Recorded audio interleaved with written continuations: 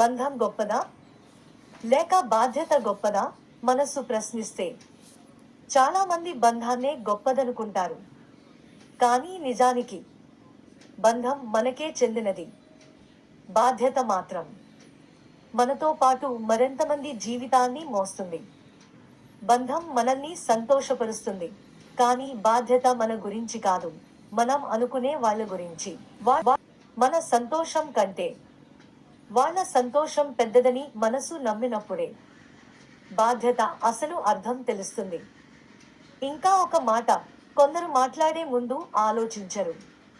వారి మాట ఎంత గాయపెడుతుందో తెలియదు.